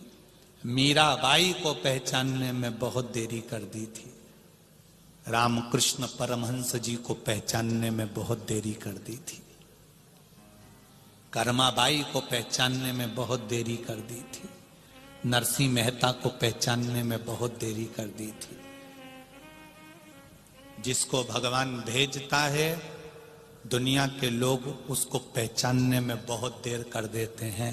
जब वो भगवान में समा जाता है तब दुनिया के लोगों को समझ में आता है कि वो मीरा, वो कर्मा, वो नामदेव, वो तुकाराम, वो रामकृष्ण परमहंस, वो चैतन्य महाप्रभु, वो स्वामी समर्थ कोई साधारण नहीं थे। उनको पहचानने में बहुत देरी कर देते। आता है वो किसी रूप में, आकर समझाकर बताकर चला जाता। आता है भगवान खुद जन्म लेकर नहीं आता, पर किसी न किसी को अपने उस भाव से किसी न किसी को वाणी से, हृदय से, चित्त से भेज देता है। उसको पहचान कर, जानकर तुम्हारे कार्य में, तुम्हारे व्यापार में कोई ना कोई ऐसा आ जाएगा जो तुम्हारे लिए कर कर चला जाए। उसको पहचानो। ना जाने किस वेश में नारायण, पहचानना मुश्किल है परमात्मा। क्यों आया, कैसे आया? नामदेव जी चले गए तब हम नामदेव जी को जान रहे हैं। संत तुकाराम चले गए जब हम संत तुकाराम जी को जान रहे हैं। नहीं तो संत तुकाराम जी को धर्म पत्नी तक अपशब्द कह देती थी। मीराबाई को उनके पति, उनके ससुर शब्दों के शब्द बांट छोड़ते थे, जहर का प्याला दे देते थे। जब चली गई तब मालूम पड़ा कि वो मीरा थी और गिरधर की थी। नामदेव चले गए तब मालूम पड़ा वो हरि विट्ठल के थे। तुकाराम चले गए तब मालूम पड़ा वो हरि विट्ठल के थे। विट्ठल खुद नहीं आता, किसी ना किसी को भेज देता है जनमानस के कल्याण के लिए। हम उसको पहचान नहीं पाते, हम उसको जान नहीं पाते। किसी रूप में वो आया है, हम उसको नहीं जानते।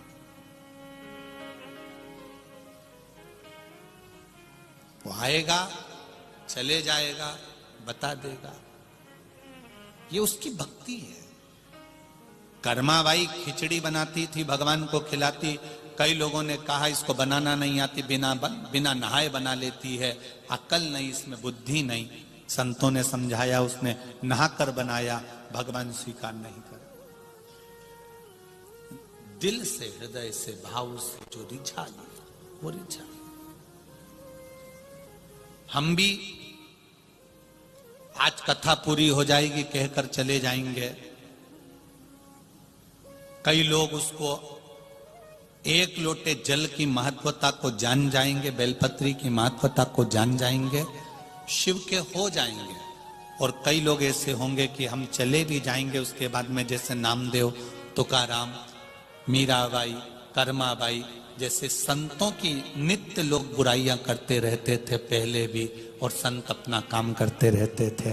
ऐसे कई ऐसे होंगे जो बुराइयां भी करेंगे, पर अपने को उस पर नहीं जाना, अपने को अपने शिव भक्ति पर जाना है, अपने को भगवान के भजन पर जाना। बुराई करने वाले भी बुराई करेंगे, अच्छाई करने वाले अच्छाई पकड़ लेंगे और विश्वास जागृत कर लेंगे कि मुझे एक लोटा जल चढ़ाना है। एक लड़के ने, जो लड़का कभी मंदिर नहीं जाता था, उसने पत्र लिखा है। उस पत्र को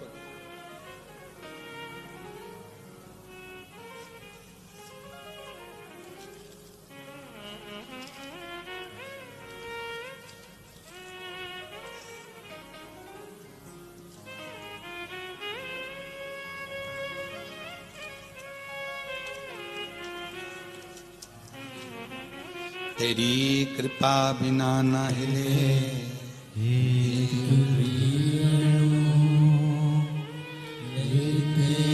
श्वास तेरी कृपा से तनो तनो।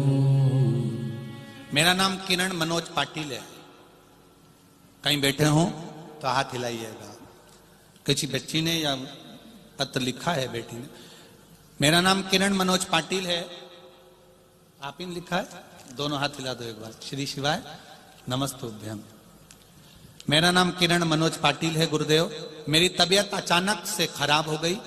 तब तबीयत खराब होने पर कारण यह था कि कहीं ना कहीं मुझे इन्फेक्शन हो गया था और अचानक इन्फेक्शन होने के कारण बस यूरिन बंद हो गई। डॉक्टर को दिखाया, पचोरा के हॉस्पिटल में भर्ती किया गया। गुरुदेव, मेरे घर वाले रोज एक लोटा जल चढ़ाते। घर वाले भी परेशान हो गए कि इसको हो क्या गया, एकदम नवयुवक बच्चे, उनको क्या हो गया। जल चढ़ाकर मुझे देते। धीरे धीरे मेरा स्वास्थ्य ठीक हुआ। हॉस्पिटल में मेरा इलाज चलता रहा। भगवान की कृपा से मैं ठीक तो हो गया। फिर जब थोड़ा सा अंतर आया, फिर मेरा स्वास्थ्य फिर खराब हो गया। फिर डॉक्टर ने मुझे जलगांव के हॉस्पिटल में भेज दिया और वहां पर एडमिट किया गया। फिर हॉस्पिटल में मेरी तबीयत वहां पर भी खराब हुई। धीरे धीरे मेरी माँ ने जल चढ़ाया। एक बेलपत्र लाकर मेरे सिराने के पास में रखना चालू करा। उस बेलपत्री का बल का क्या वर्णन करूं गुरुदेव। मैं उस हॉस्पिटल में ठीक हो गया, घर आ गया। मेरी माँ से पूछा, माँ डॉक्टर ने तो बहुत कुछ कह दिया था, मेरा स्वास्थ्य ठीक कैसे हुआ। माँ कहती, एक लोटा जल मैंने शिव जी पे चढ़ाया है।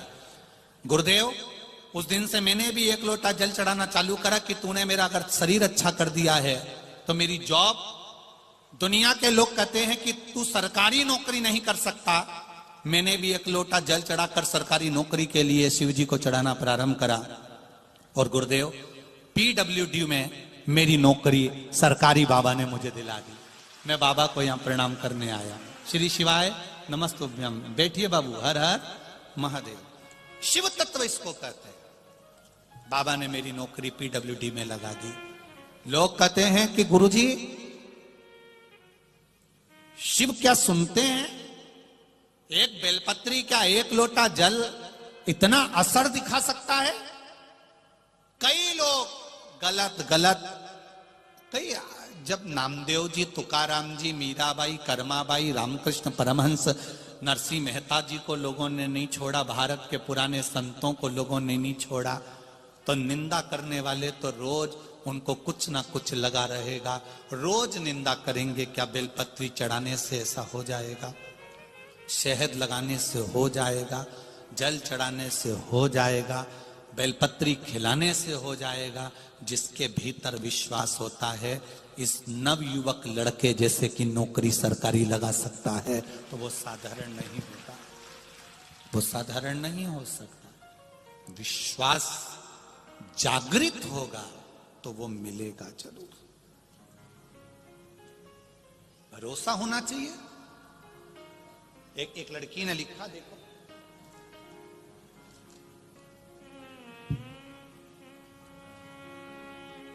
मैं कुंवारी साइली प्रकाशा सिंह राजपूत,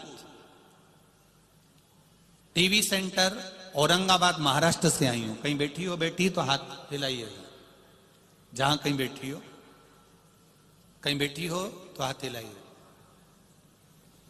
मैं कुंवारी साइली प्रकाश सिंह राजपूत, टीवी सेंटर औरंगाबाद महाराष्ट्र से आई हूं। मैंने फार्मेसी की डिग्री लेकर मास्टर डिग्री के लिए कॉलेज प्रवेश को लेकर बहुत चिंतित थी। मेरा फार्मेसी की डिग्री, मास्टर की डिग्री के लिए मैं कॉलेज प्रवेश के लिए बड़ी चिंतित थी। मुझे कॉलेज में एडमिशन अच्छे कॉलेज में नहीं मिल पा रहा था। बहुत परेशान हो गई। मेरी मौसी ने सुनकर मेरे आस्था चैनल पर आपकी शिव महापुराण कथा को सुनना आरंभ किया।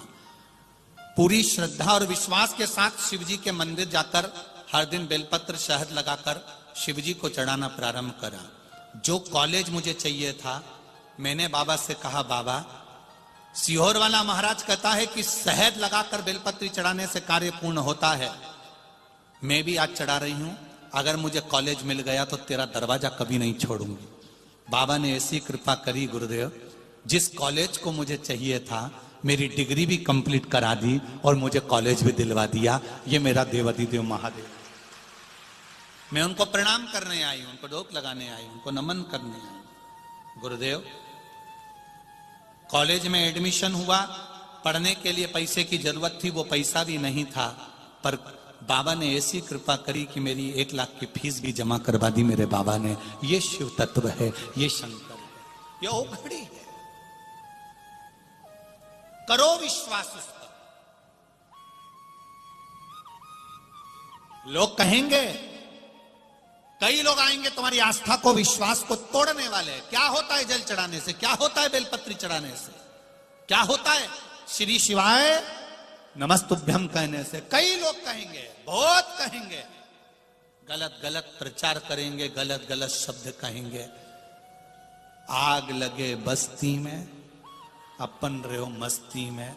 अपने को नहीं सुनना, अपने को तो केवल उसका द्वार नहीं छोड़ना और शिव महापुराण की कथा नहीं छोड़ना।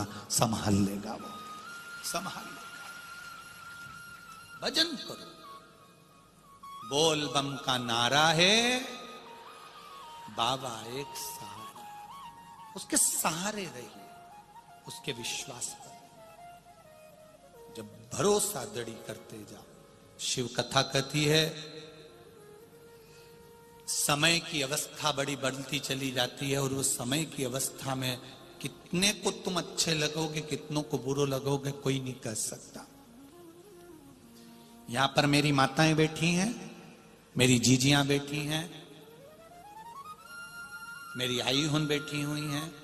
उनसे निवेदन करना चाहूंगा, बचपन में बच्चा सोता है, मां को अच्छा लगता है कि नहीं लगता है? वो बच्चा बचपन में सोता हुआ अच्छा लगता है, पर वही बच्चा जब 24 साल का हो जाए, 25 साल का हो जाए, 28 साल का हो जाए, 30 साल का हो जाए, दिन भर घर में पड़ा रे, सोता रे, इसमें से कितनी मां है जिसको अच्छा लगता होगा? किसी को अच्छा लगेगा? नहीं लगेगा। बच्चा बचपन में सोता हुआ अच्छा लगता है, बचपन में सोता, और वो सोएगा तो अच्छा नहीं लगेगा। समय कितना बलवान होता है, जरा सोचिए। बेटा भी तुम्हारा है, औलाद भी तुम्हारी है, पर बचपन में सोएगी तो अच्छी लगेगी, पर बड़े होकर सोएगी तो अच्छी नहीं लगेगी। उसी तरह परमात्मा कहते हैं, जो समय गया जान दो। उस समय तुम सोते रहे, कोई बात नहीं। नहीं मंदिर जाते थे, कोई बात नहीं। शिवालय नहीं जाते थे, कोई बात नहीं। पर अब तुम बड़े हो गए हो, तुमने शिव पुराण की कथा सुन ली है, तुम जाग गए हो, तो अब समय बर्बाद नहीं करना। कर्म के प्रति जागृत होना, कार्य के प्रति जागृत होना है, और भगवान देवाधिदेव महादेव से प्रार्थना कर कर अपने कार्य के प्रति आगे बढ़ना है। अब सोते हुए अच्छे नहीं लगोगे, अब जागो।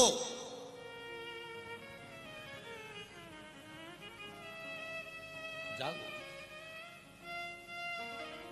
वो कहे, उठो जवान देश के वसुंधरा पुकारे।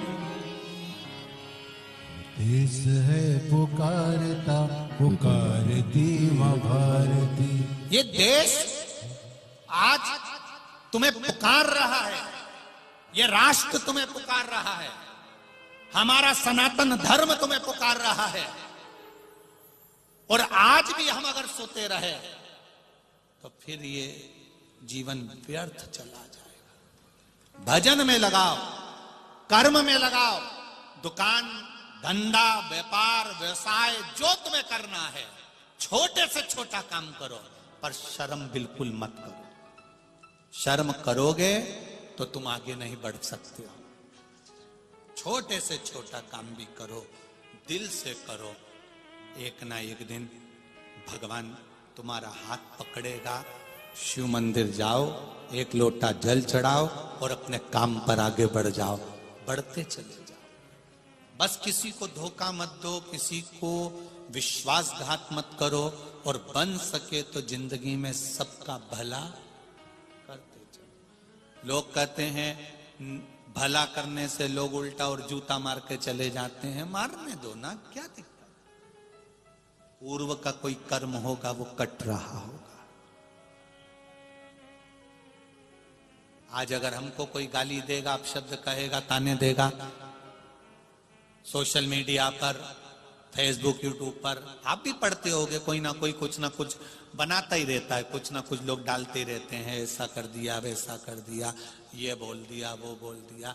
उससे हमारा पूर्व का कोई पाप होगा तो इनकी निंदा करने से वो धीरे धीरे धीरे धीरे कट रहा, वो कट रहा। संत की चादर धोने से साफ नहीं होती जितनी संत की लोग निंदा करते करते साफ कर देते हैं। साफ नामदेव जी को लोगों ने अपशब्द कहा, तुकाराम जी को कहा, मीराबाई को, कर्मा को, रामकृष्ण परमहंस को, नरसिंह मेहता को, किसको नहीं कहा।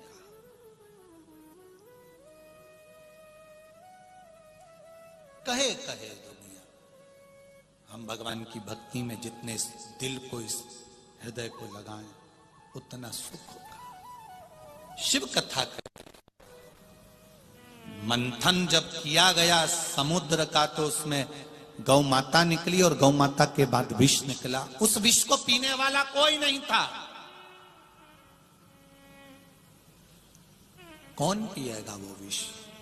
उस विष को पीने वाला कोई नहीं।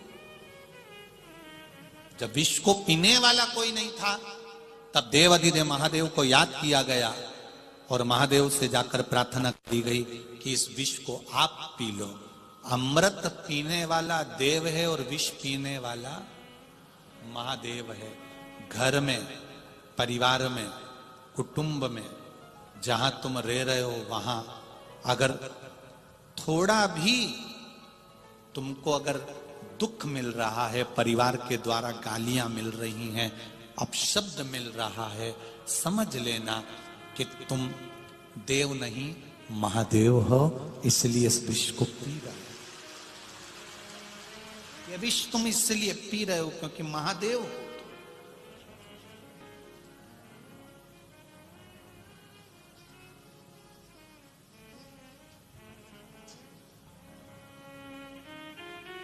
महाराज, संसार में मेरे शंकर भगवान असली रूप रखकर आते हैं तो मैया यशोदा पहचान नहीं पाती है। साधु रूप रखकर आते हैं तो पहचान नहीं पाती है। यशोदा मैया पहचानती तब है जब यशोदा जी के पास खबर जाती और यशोदा जी उनके पास हाथ दिखाने, तब शिव की गोद में भगवान कृष्ण को दिया जाता।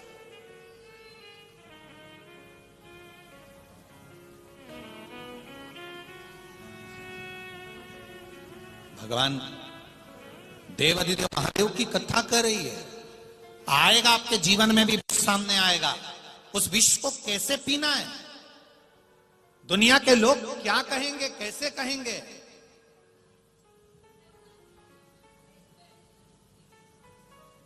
पूछना क्या बोलना चाहिए आशीष। ये जीवन का एक लक्ष्य, क्या कहना चाहते, क्या बोलना, अच्छा चलता। जीवन का एक लक्ष्य, जीवन का एक आनंद, जीवन का एक सुख, आनंद की ओर। और जब जीवन का एक सुख हमारे सम्मुख में होता है, विष पीने के बाद भी जब नाम होता है तो वो साधारण नहीं होता। देवताओं ने अमृत पिया परंतु उनको कोई, आज भी लोग कहते हैं इनने अमृत पी लिया, ये देव हैं, पर उनका नाम भले ना निकले, पर मेरे महादेव का नाम आज भी आता है विष पीने के लिए, विष पीने के लिए। बाद में भगवान शिव आनंद के साथ विराजमान हुए। 12 ज्योतिर्लिंग का स्मरण कराया है। तुमरुका जी ने चंचुला देवी को सुनाया है। प्रथम सोमनाथ जी, चंद्र को काया रोग हो गया, शिव जी की आराधना करी। ये 12 ज्योतिर्लिंग की जो कथा ही हमको बता रही है कि देवता, नवग्रह, चंद्र हो, सूर्य हो, राहु हो, केतु हो, सारे ग्रह भगवान शंकर की आराधना में लगे रहते, सारे। चंद्रदेव ने शिव की आराधना करी, काया का रोग ठीक हो गया। भगवान कार्तिकेय जी रुष्ट होकर चले जाते हैं, तब भगवान शंकर पार्वती जी के साथ जाकर मनाते हैं, मल्लिकार्जुन के रूप में विराजमान हुए। दूषण नाम के राक्षस को मारने के लिए भगवान 84 रूप धारण कर कर काल बनकर प्रकट होते हैं, वो महाकाल के रूप में प्रकट होते हैं। संपूर्ण विश्व में पुण्य कैसे करा जाए, पुण्य का आनंद क्या होता है, पुण्य और पाप में अंतर क्या होता है, किस चीज से हम पुण्य के पद को प्राप्त कर सकें, ऐसी पुण्यमय शिव महापुराण की कथा को श्रवण करने का सौभाग्य मिला। मालेगांव की ये पावन धरा जो सभी लोगों की दृष्टि में हमेशा लोगों के मन में ये रहता है कि मालेगांव, कोई कहता है ऐसा है, कोई कहता है वैसा है, पर जो मालेगांव आता है उसको मालूम पड़ता है कि यहाँ के लोग कितने आनंद के साथ में रहते हैं।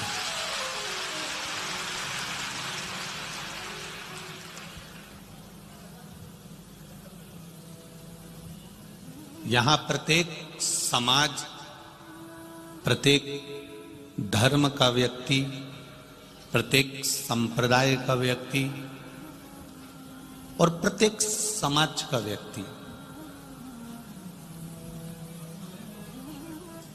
सेवा कैसे करता है, लोगों को आदर कैसे देता है, सम्मान कैसे करता है, ये मालेगांव की धरा पर आकर मालूम पड़ता है कि यहाँ का भाव क्या है।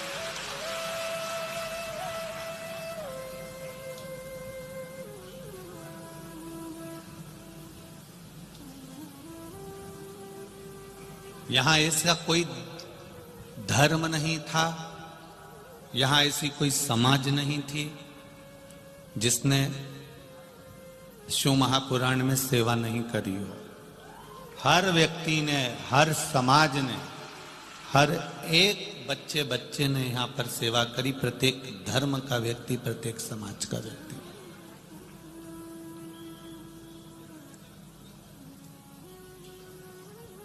कोई रहा नहीं।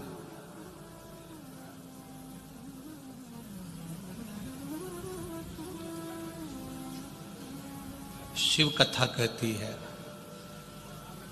भक्ति में जो एक बार सन गया, भक्ति में जो एक बार उतर गया, भक्ति जिसके भीतर समाहित हो गई, फिर वो भटकता नहीं। अभी आभार में आदरणीय दादा भाई भूसे जी कह रहे थे कि यहाँ के लोगों का व्यापार कम हुआ, और वो किस किस चीज का कम हुआ, एक दारू का, मदिरा का, दूसरा मांस का व्यापार कम हुआ।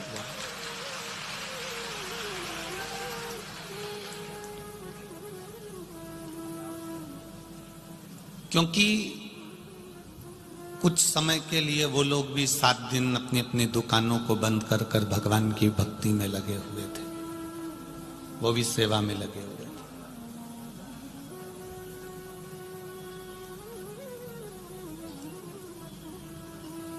सदन कसाई सालिग्राम भगवान की शिला को रखकर मांस तोलता था। उसको जब तक नहीं मालूम था कि ये सालिग्राम जी हैं, तब तक वो पत्थर समझकर, बाट समझकर मांस तोल कर देता था। पर जब उसको समझ में आ गया सदन कसाई जी को कि ये भगवान है, तब फिर उसने उस सालिग्राम जी से मांस को नहीं तोला।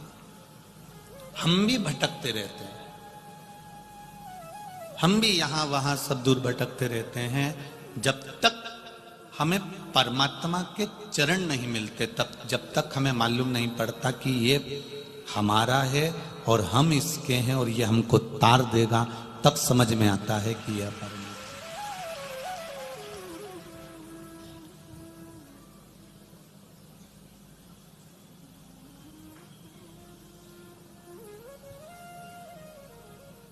अभी तक जितनी कथाएं करते करते आए हैं, उसमें सबसे भारी और सबसे अधिक श्रोताओं के बीच में यह कथा हुई है बाबा की कृपा से। सबसे अधिक श्रोता, सबसे भारी। ना जाने कहां कहां से आप लोग आए और बड़ी भारी संख्या में यहां पहुंचे हो। महाराज, प्रशासन ने भी बहुत सुंदर व्यवस्था संभाल के रखी है। हर तरह से प्रशासन मुस्तैद और व्यवस्थाएं संभाल। अभी तक कहीं 5 लाख, कहीं 4 लाख, कहीं 6 लाख, कहीं 7 लाख तक पब्लिक भक्त लोग कथा में रहे, पर आज की स्थिति में 11 लाख से ऊपर लोग इस मालेगांव में हैं।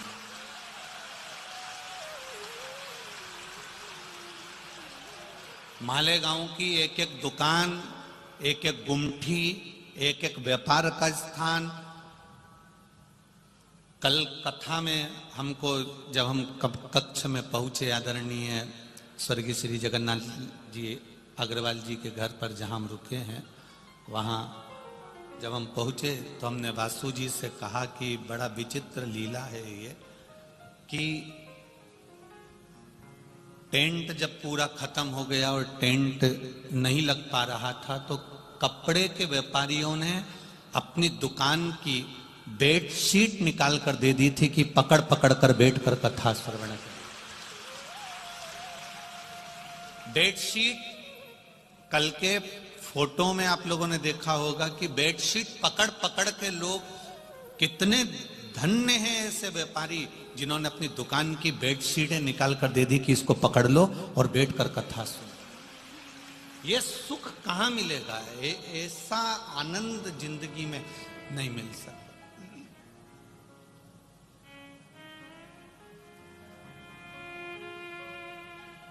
कोई कह रहा था इतनी तो बारात की भी व्यवस्था नहीं होती है और उनको भी, बारातियों को भी कोई ना कोई चीज की कमी रह जाती है, पर यहां तो भक्तों के लिए कोई कमी किसी ने नहीं रखी है। अभी इससे बड़ा सुख क्या होगा? मैं आदरणीय दादा बाबू भूसे जी को कहूंगा कि वास्तवता है मालेगांव मालेगांव है और माल का गांव है।